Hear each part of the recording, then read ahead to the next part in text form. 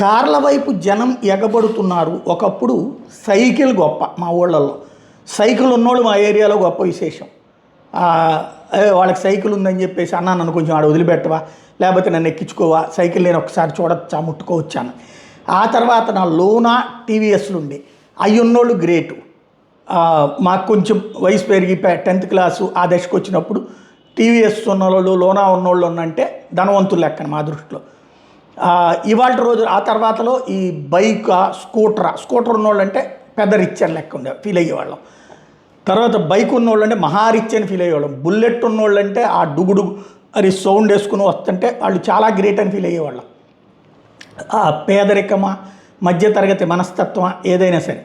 అయితే ఇప్పుడేమో కార్ల వినియోగం కూడా మధ్యతరగతి విపరీతంగా చేస్తుంది. దాని పర్యవసానం మహీంద్రా వాళ్ళకి సంబంధించిన స్కార్పియోకి 35,000 అమ్ముడుపోయినాయట తాజాగా ఒక నెల రేంజ్లో. టాటా యోధాకి 35,000, టాటా ఆల్ట్రా ఇది వచ్చేటప్పటికి T7 వచ్చేటప్పటికి 35,000. టోటల్గా 1,05,000 వెహికల్స్ అత్యంత వేగంగా అమ్ముడుపోయినాయి అన్నటువంటి విషయం.